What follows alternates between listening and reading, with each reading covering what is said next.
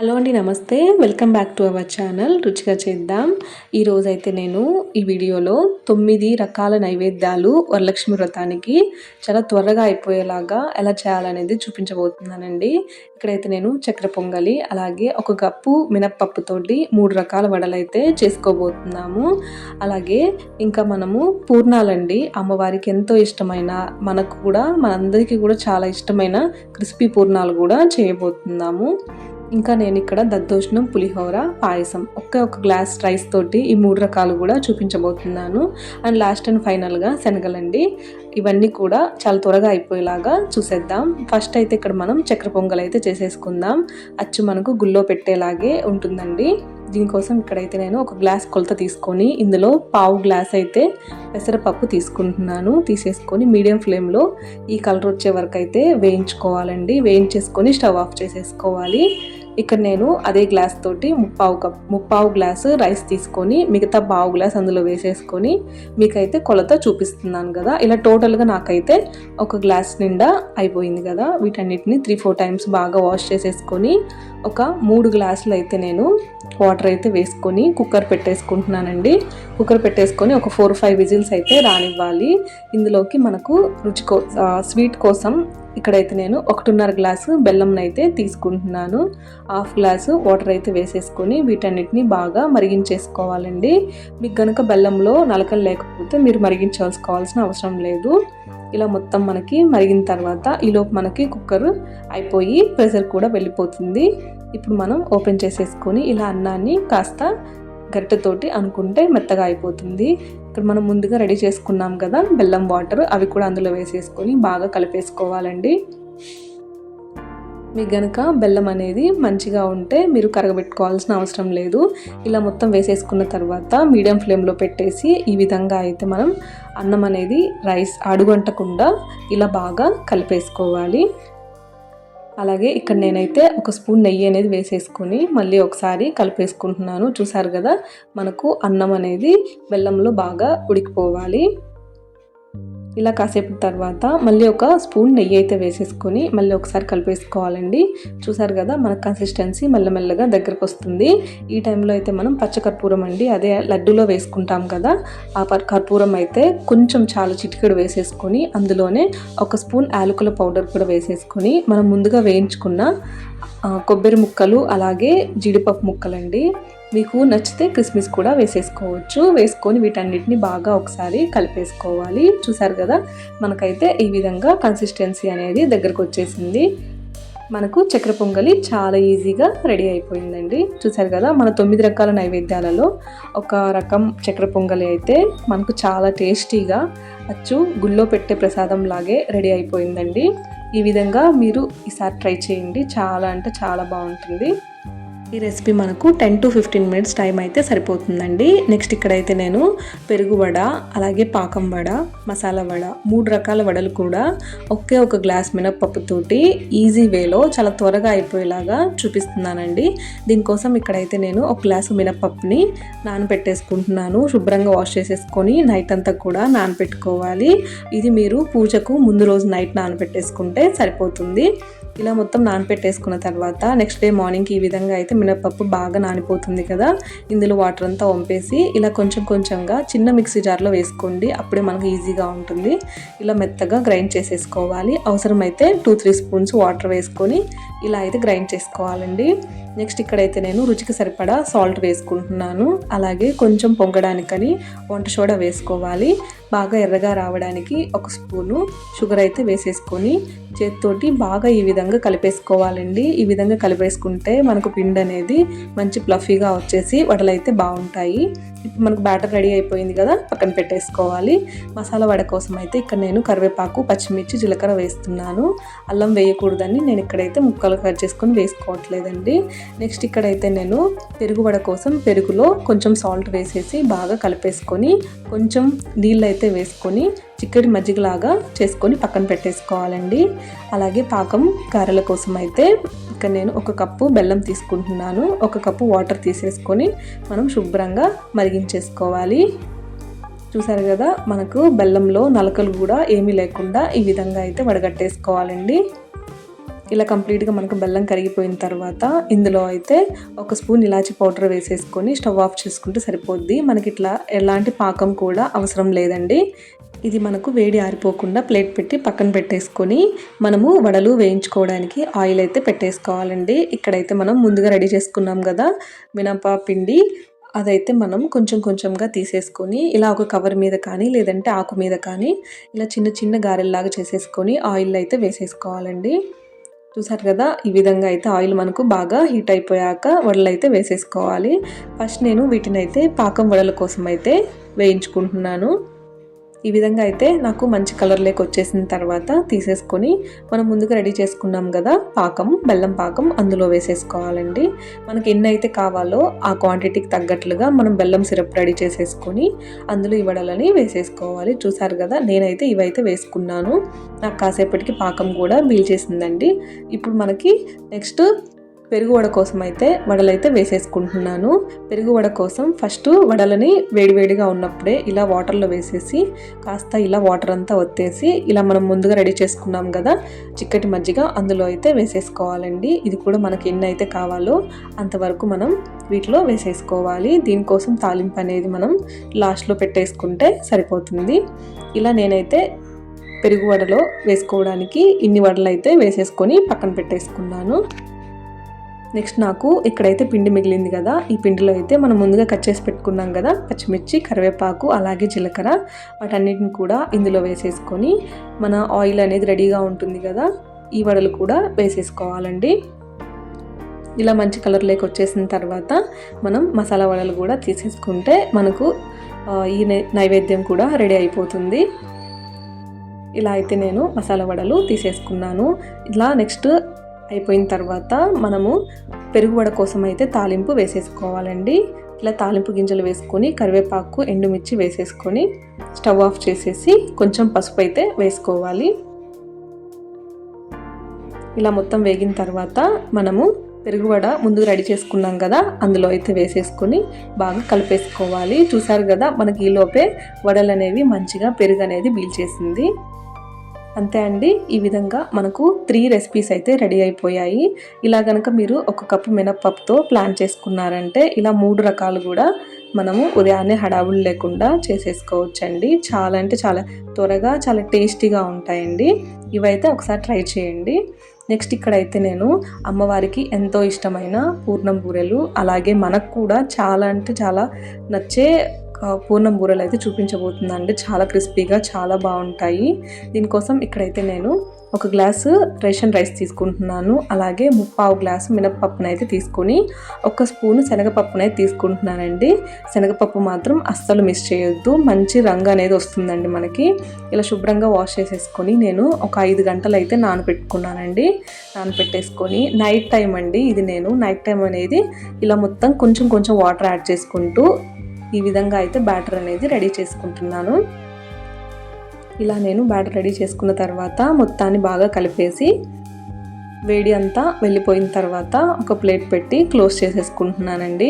నేనైతే ఇదంతా కూడా నైట్ అనేది ప్రిపేర్ చేసుకున్నాను. మీకు కనుక ఈ ప్రాసెస్ నచ్చకపోతే మీరు నైట్ అంతా కూడా బియ్యం బ్యాలు నానపెట్టేసుకొని మార్నింగ్ కూడా పిండి పట్టేసుకోవచ్చు. మేమైతే ఎప్పుడు ఇలానే చేసుకుంటాము. ఇలా మార్నింగ్ అయితే నాకు కొంచెంగా పొంగింది కదా అప్పుడు మంచి క్రిస్పీగా వస్తాయండి. ఇక్కడైతే నేను పూర్ణం బూరెలు మంచి కలర్ కోసం అయితే 1 స్పూన్ షుగర్ అయితే వేస్తున్నానండి. మన కన్సిస్టెన్సీ అనేది ఈ విధంగా ఉండేలాగా చూసుకోవాలి, ఎక్కువ లూజ్గా ఉండకూడదు. ఇలా మొత్తం మనం కలిపేసుకొని పక్కన పెట్టేసుకున్న తర్వాత ఇప్పుడైతే మనం లోపల ఉండే స్టఫింగ్ అయితే చూసేద్దామండి. పూర్ణం కోసం ఇక్కడైతే నేను 1 గ్లాస్ శనగపప్పునైతే తీసుకుంటున్నాను. శుభ్రంగా వాష్ చేసేసుకొని 1 గ్లాస్ శనగపప్పుకి 2 గ్లాసులు నీళ్ళు అయితే వేసుకోవాలండి. వేసేసుకొని మీడియం ఫ్లేమ్ పెట్టేసుకొని ఒక 5-6 విజిల్స్ కనుక మీరు కనుక పెట్టారంటే అసలు మనం పప్పు గుత్తి కానీ మిక్సీ జార్ కానీ ఏది అవసరం లేకుండా మనకు పప్పు అయితే అంత ఈజీగా గరిటెతోనే వెనిపేసుకోవచ్చు. చూసారు కదా, ఈ విధంగా అయితే పప్పు అయితే మనకు మెత్తగా అయిపోవాలి. నాకైతే ఇక్కడ 1 డ్రాప్ వాటర్ కూడా మిగలలేదండి, అంత కరెక్ట్గా సరిపోయాయి. ఇలానే నేను గరిటెతోటి వెనిపేసుకుంటున్నాను. మనకి ఇలా కనుక ప్లాన్ చేసుకుంటే మనకి ఎక్కువగా బౌల్స్ అనేవి అవసరం లేదండి, చాలా త్వరగా చేసేసుకోవచ్చు. ఇలా మొత్తాన్ని నేను బాగా కలిపేసుకుంటున్నాను. ఇలా మొత్తం కలిపేసుకున్న తర్వాత నేను ఇక్కడ 1.5 కప్పు బెల్లం అయితే తీసుకుంటున్నానండి. ఒక గ్లాస్ మినప్పప్పుకి 1.5 గ్లాసు బెల్లం అయితే మనకు కరెక్ట్గా సరిపోతుందండి. ఇంకొంచెం కూడా ఎక్కువగా వేయాల్సిన అవసరం లేదు. ఇక్కడైతే నేను 1 స్పూన్ నెయ్యి అయితే వేసేసుకొని మొత్తాన్ని బాగా కలిపేసుకుంటున్నాను. చూసారు కదా, మనకు 5 మినిట్స్లోనే ఈ విధంగా బెల్లం అంతా కరిగిపోయి కన్సిస్టెన్సీ ఈ విధంగా అయితే అవుతుందండి. బెల్లంలో ఎక్కువగా నలకలు కనుక ఉంటే మీరు మంచిగా బెల్లంలో కొంచెం వాటర్ వేసేసి కరిగించుకొని ఇందులో వేసుకోండి. అప్పుడు మనకు నలకలు రాళ్ళు అనేవి ఉండవు. ఇక్కడైతే నేను మొత్తాన్ని ఇలా ప్రిపేర్ చేసుకుంటున్నానండి. ఇలా మనకు కొంచెం చిక్కబడిన తర్వాత 1 స్పూను యాలకుల పౌడర్ అయితే వేసేసుకుని ఒకసారి మంచిగా మొత్తాన్ని కలిపేసుకోవాలండి. చూసారు కదా, నాకైతే ఈ విధంగా కన్సిస్టెన్సీ దగ్గర పడిన తర్వాత ఆఫ్ చేసేసుకున్నాను. ఇలా కంప్లీట్గా చల్లబడిన తర్వాత మనకి ఈ విధంగా అయితే గట్టిగా అవుతుంది కదా, ఇలా మనకు పర్ఫెక్ట్గా బాల్ లాగా రెడీ అయిపోతే సరిపోతుంది. ఇలా అయితే నేను సగం పూర్ణం వరకు ఇక్కడైతే నేను బాల్స్ లాగా రెడీ చేసుకున్నానండి. ఇదే పూర్ణంతో మీరు మిగిలిన సగంతో భక్షాలు కూడా చేసుకోవచ్చు. ఇక్కడైతే నేను డీప్ ఫ్రైకి సరిపడా ఆయిల్ అయితే పెట్టేసుకొని మనకు ఆయిల్ హీట్ అయిందా లేదా అనేది ఒకసారి చెక్ చేసుకోవాలి. ఇలా అయితే నేను కొంచెం పిండిని అయితే అందులో వేసుకున్నాను. చూడండి, చాలా అంటే చాలా మంచిగా చాలా రెడ్ కలర్లో వచ్చేసింది కదా. ఇప్పుడైతే మనం ఒక బాల్ తీసుకొని పిండిలో ఈ విధంగా వేసుకొని స్పూన్ తోటి పైన పిండి అంతా కోటింగ్ ఇచ్చేసుకొని ఇలా అంచులు గిన్నెకు అనేసి ఈ విధంగా అయితే ఆయిల్లో వేసుకోవాలండి. మనకు ఆయిల్ మంచిగా హీట్ అయిన తర్వాతే పూర్ణం బూరెలు అనేవి వేయండి, చాలా బాగుంటాయి. ఇలా మనం మీడియం ఫ్లేమ్లో పెట్టేసి మంచిగా వేయించుకుంటే సరిపోతుంది. కొంతమంది ఈ కలర్లోకి వచ్చిన తర్వాత తీసేస్తారు, బట్ మీరు ఈ కలర్ వచ్చే వరకు అయితే వేయించుకోండి. చాలా అంటే చాలా క్రిస్పీనెస్ అనేది ఉంటుందండి. చూసారు కదా, ఈ విధంగా అయితే నాకు పూర్ణం బూరెలు రెడీ అయిపోయాయి. మీకు ఒకవేళ కనుక అవి కొంచెం పగిలినట్టుగా అనిపిస్తే ఒకసారి వాటిని బయటికి తీసి మళ్ళీ ఒకసారి పిండి ఎక్కడైతే మనకు హోల్ అనేది వచ్చేసిందో ఆ పార్ట్లో మీరు మంచిగా బ్యాటర్ అనేది అప్లై చేసుకొని మళ్ళీ ఆయిల్లో వేసేస్తే మనకి ఎక్కువగా పగలకుండా ఉంటుందండి. ఇలా అయితే నాకు మంచి క్రిస్పీగా మంచి కలర్లో ఈజీగా పూర్ణం బూరెలు అయితే రెడీ అయిపోయిందండి. చూసారు కదా, ఈ చిన్న టిప్స్ తోటి మీరైతే ఈసారి పూర్ణం బూరెలు చేయండి, చాలా పర్ఫెక్ట్గా వచ్చేస్తాయి. ఇప్పుడైతే నెక్స్ట్ మనము పూర్ణం బూరెలు అయిపోయాయి కదా, ఇక్కడైతే మనం 1 గ్లాసు రైస్ అయితే కుక్కర్ పెట్టేసుకొని 3 రకాల రెసిపీస్ అయితే చేయబోతున్నామండి. పాయసం, దద్దోజనం, అలాగే పులిహోర. చాలా అంటే చాలా ఈజీగా చేసేసుకోవచ్చు, చాలా త్వరగా అయిపోతాయండి, అలాగే చాలా టేస్టీగా కూడా ఉంటాయి. మరి అది ఎలాగో ఒకసారి చూసేద్దాం.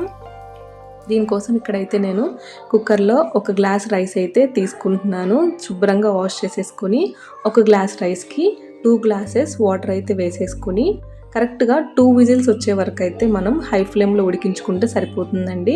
దీంట్లో నేను కొంచెం సాల్ట్ అయితే వేసుకొని ఇలా అయితే ఉడికించేసుకున్నాను. చూసారు కదా, మనకు 2 విజిల్స్ అయిపోయాక ప్రెజర్ అంతా వెళ్ళిపోయాక ఈ పైన ఉన్న రైస్ ఉంటుంది కదా, ఆ రైస్ని అయితే నేను పులిహోర కోసం పక్కకు తీసుకుంటున్నాను. అదైతే మనకు మంచి పొల్లుగా బాగా ఉడుకుతుంది కదా, అదైతే నేను పులిహోర కోసం తీసుకుంటున్నానండి. అలాగే మిగిలిన కొంచెం దద్దోజనంకి, అలాగే లాస్ట్లో ఉన్నదాన్ని అలాగనే పాయసం కోసం ఉంచేస్తున్నాను. ఈ విధంగా అయితే నేను 3 రకాలుగా డివైడ్ చేసుకున్నాను. మనం పాయసం కోసం తీసి పెట్టుకున్నాం కదా, ఆ రైస్లో అయితే 1 గ్లాసు పాలనైతే వేస్తున్నానండి. వేసేసి మొత్తాన్ని బాగా కలిపేసుకోవాలి. ఈ విధంగా మొత్తాన్ని కలిపేసుకున్న తర్వాత మనం ఇందులోనే పాయసం చేసుకోవచ్చు, లేదంటే మనం దేంట్లో అయితే పాయసం చేసుకోవాలనుకుంటున్నామో ఆ బౌల్లోకి అయితే ట్రాన్స్ఫర్ చేసుకోవచ్చండి. నేనైతే వేరే గిన్నెలో అయితే చేసుకుంటున్నాను. చూసారు కదా, ఈ విధంగా అయితే నేనైతే ఇందులోకి షిఫ్ట్ చేసేసుకుంటున్నాను. ఇప్పుడు ఈ గిన్నెను అయితే మనం స్టవ్ మీద పెట్టేసి శుభ్రంగా అన్నం అనేది బాగా ఉడికించేసుకోవాలండి మెత్తగా. ఇలా మనకు పాలు అన్నం ఉడికేలోపు మనం మిగిలిన ప్రాసెస్ అయితే చేసేద్దాం. ఇక్కడైతే నేను దద్దోజనం కోసం గోరువెచ్చగా ఉన్న పాలనైతే తీసేసుకొని రైస్లో కలుపుకుంటున్నానండి. ఇలా పాలు వేసేసుకున్న తర్వాత అందులో మనకు రుచికి సరిపడా సాల్ట్ అయితే వేసుకోవాలి. అలాగే ఒక 3-4 స్పూన్లతోటి పెరుగు అయితే వేసుకోవాలండి. మంచి గట్టి పెరుగు వేసుకోండి, మనకి టేస్ట్ అనేది చాలా బాగుంటుంది. ఇలా అన్నీ వేసేసుకున్న తర్వాత 1 స్పూన్ తోటి బాగా కలిపేసుకోవాలి. మనకు పాలు వేయడం వల్ల క్రీమీ టెక్స్చర్ అయితే ఉంటుంది. ఇప్పుడు మనం దద్దోజనం అయిపోయింది కదా, నెక్స్ట్ పులిహోర కోసం అయితే రెడీ చేసుకుందాం. మనం వేడి రైస్లో ఇలా 1 స్పూన్ సాల్ట్, ముందుగా మనం కలిపి పెట్టేసుకున్న నిమ్మరసం అండి. నిమ్మరసం మనం ముందుగా వత్తేసి పెట్టుకుంటే చాలా ఈజీగా అయిపోతుంది. ఇలా రైస్లో అయితే వేసేసుకొని మొత్తాన్ని బాగా కలిపేసి పెట్టుకుంటే పులిహోర టేస్ట్ అయితే బాగుంటుందండి. సో దద్దోజనంకి పులిహోరకి రెండింటికి కూడా మనం రెడీ చేసుకున్నాం కదా, ఇలా కొంచెం రెడీ చేసేసుకొని పక్కన పెట్టేసుకొని ఈలోపు మనం పాయసం ఉడికిందా లేదో చెక్ చేసుకోవాలి. ఇలా మనకు రైస్ అయితే మెత్తబడుతుంది కదా, ఈ టైంలో నేనైతే హాఫ్ గ్లాస్ తోటి బెల్లం అయితే వేసుకుంటున్నాను. మీరు ఎంత క్వాంటిటీ అయితే పాయసం కోసం రైస్ అనేది తీసుకుంటున్నారో దాన్ని బట్టి మీరు స్వీట్నెస్ అనేది యాడ్ చేసుకోండి. నేనైతే ఈ కొంచెంకి ఒక హాఫ్ గ్లాస్ బెల్లం అయితే వేసేసుకుంటున్నాను. ఇది మనం ఇంకొక వైపు పెట్టేసుకొని ఇంకొక స్టవ్ మీద ఇక్కడైతే మనం జీడిపప్పు అనేది వేయించేసుకోవాలండి పాయసంలోకి. ఈ బాండీలోనే మనం మిగిలిన వాటికి కూడా పోపు అనేది పెట్టేసుకుంటాం కదా, సో అందుకని చెప్పి ఒక ప్లేట్ తీసుకొని జీడిపప్పును అయితే వేయించుకొని పక్కన పెట్టుకోవాలి. ఈ నెయ్యినైతే నేను ఇక్కడ పాయసం మరుగుతుంది కదా అందులో అయితే వేసేసుకుంటున్నానండి. పాయసం ఉడికేటప్పుడు నెయ్యి వేస్తే చాలా మంచి ఫ్లేవర్ వస్తుందండి, సో నేను వేసేసుకుంటున్నాను. నెక్స్ట్ ఇప్పుడు అదే బాండీలో ఆయిల్ పెట్టేసుకొని ఫస్ట్ మనమైతే ఇక్కడ దద్దోజనంకి తాలింపు అయితే పెట్టేసుకుందాము. ఇలా ఆయిల్ వేసేసుకొని తాలింపు గింజలు వేసేసుకోవాలండి. అలాగే ఎండుమిర్చి, మంచి ఫ్లేవర్ కోసం కరివేపాకు వేసుకోవాలి. ఇలా తాలింపు అనేది మంచిగా సిమ్ ఫ్లేమ్లో వేయిస్తే బాగుంటుందండి టేస్ట్ కూడా. ఇలా కంప్లీట్గా వేగిపోయిన తర్వాత మనం పెరుగు, పాలు, సాల్ట్ వేసి పెట్టుకున్నాం కదా అన్నాన్ని అందులో అయితే వేసేసుకొని బాగా కలిపేసుకోవాలి. చూసారు కదా, ఈ విధంగా అయితే నేను దద్దోజనం చాలా ఈజీగా రెడీ చేసేసుకున్నాను. ఇప్పుడు మనం దద్దోజనంని పక్కన పెట్టేసుకుంటే ఈలోపు మనకి పాయసం అనేది బెల్లం చక్కగా ఉడికిపోయి ఈ విధంగా అయితే కన్సిస్టెన్సీ దగ్గరకు వచ్చేస్తుంది. ఈ టైంలో మనము ఒక స్పూను యాలకుల పౌడర్ అయితే వేసేసుకోవాలండి. వేసేసుకొని ఒకసారి బాగా కలిపేసుకోవాలి. అలాగే టేస్ట్కి తగ్గట్లుగా ఒక స్పూను నెయ్యి అయితే వేసుకోవాలి. మనం ముందుగా వేయించుకున్నాం కదా జీడిపప్పు, అది కూడా వేసేసుకొని ఇలా మొత్తాన్ని బాగా ఒకసారి కలిపేసుకోవాలండి. చూసారు కదా, మనకు పాయసం కూడా దగ్గర పడిపోయింది. చాలా ఈజీగా రెడీ అయిపోతుందండి ఈ పాయసం. అలాగే టేస్ట్ కూడా చాలా బాగుంటుంది. మేము ఇప్పుడు ఇంట్లో ఈ పాయసమే చేసుకుంటాము. మనకు పాయసం కూడా రెడీ అయిపోయింది, పక్కకు పెట్టేసుకుందాం. నెక్స్ట్ ఇప్పుడు ఇందాక ఏ బాండీలో అయితే పోపు వేయించుకున్నామో అదే బాండీలో ఇప్పుడు నేను పులిహోర కోసం ఇక్కడైతే నేను ఉప్పు మిర్చి వేయించుకుంటున్నానండి. కొంచెం ఆయిల్ వేసేసుకొని ఉప్పు మిర్చి వేయించుకొని పక్కన పెట్టేసుకోవాలి. అలాగే ఇప్పుడు అదే ఆయిల్లో మనకు ఎన్నైతే వేరుశనగ పప్పులు కావాలో అంతవరకు వేసేసుకొని ఒక 2 మినిట్స్ వేయించేసుకోవాలి. ఒక 2 మినిట్స్ అవి బాగా వేగిన తర్వాత తాలింపు గింజలు వేసేసుకోవాలండి. మనకు ఫస్ట్ వేరుశనగ పప్పులు వేయించుకున్న తర్వాతనే తాలింపు గింజలు వేసుకోండి, అప్పుడే బాగా వేగిపోతాయి. నెక్స్ట్ ఇక్కడైతే నేను చిలికలకు కట్ చేసుకున్న పచ్చిమిర్చి, ఎండుమిర్చి, అలాగే కరివేపాకు ఇవన్నీ కూడా వేసేసుకొని బాగా వేయించేసుకోవాలండి. లాస్ట్లో మనము దింపే 1 మినిట్ ముందు ఇలా ఇంగువ అయితే వేసేసుకొని ఒకసారి వేయించేసుకొని స్టవ్ ఆఫ్ చేసుకోవాలి. స్టవ్ ఆఫ్ చేసుకున్న తర్వాత మాత్రమే పసుపు అనేది వేసేసుకొని ఒకసారి బాగా కలిపేసి మనం ఈ పోపు అంతా కూడా మనం ముందుగా నిమ్మరసము అలాగే సాల్ట్ కలిపెట్టుకున్నాం కదా ఆ అన్నంలో అయితే వేసేసుకోవాలి. ఇలా మొత్తం వేసేసుకొని బాగా కలిపేసుకోవాలండి. మనం ముందుగానే అన్నంకి సాల్ట్, నిమ్మరసం కలిపి పెట్టాం కాబట్టి మనకు పులిహోర టేస్ట్ కూడా చాలా బాగుంటుంది. చూసారు కదా, చాలా ఈజీగా మనకు పాయసం, దద్దోజనం, పులిహోర చాలా త్వరగా అయిపోయాయండి. మీకు ఈ 3 నైవేద్యాలు కూడా 15 నుంచి 20 నిమిషాల్లో చేసుకోవచ్చండి. ఫస్ట్ మనం రైస్ వండేసుకుంటే చాలు. మనం ముందుగానే ప్లాన్ చేసేసుకుంటే ఇలా అయితే మనకు 3 రెసిపీస్ అయితే రెడీ అయిపోతాయి. ఇందులో చూపించిన పాయసం రెసిపీ అయితే మీరు కంపల్సరీ ట్రై చేయండి. చాలా అంటే చాలా బాగుంటుంది అండ్ ఈజీగా ఉంటుంది. మీకు నచ్చితే ఈ పాయసంలో సగ్గుబియ్యం కూడా ఉడకబెట్టి వేసుకోవచ్చు, చాలా బాగుంటుంది. మరి మనకి ఈ 3 రకాలు అయిపోయాయి కదా, లాస్ట్ అండ్ ఫైనల్గా శనగలది అయితే చూసేద్దాం. శనగలు అయితే నేను ఒక గ్లాస్ శనగల్ని నైట్ అంతా నానబెట్టేసుకున్నానండి. ఎర్లీ మార్నింగ్ అయితే ఈ విధంగా ఒక 3-4 సార్లు వాష్ చేసేసుకొని ఇందులోనే సాల్ట్ వేసేసుకొని కొంచెం మంచి వాటర్ వేసేసుకొని గ్యాస్ మీద పెట్టేసుకొని ఉడికించుకుంటున్నానండి. మీకు శనగలు ఎక్కువ క్వాంటిటీ ఉంటే కనుక కుక్కర్ పెట్టేసుకోండి, చాలా త్వరగా అయిపోతుంది. ఇలా అయితే నేను శనగలు ఉడికించేసుకున్నాను. దీనికైతే ఎట్లాంటి పోపు పెట్టట్లేదండి.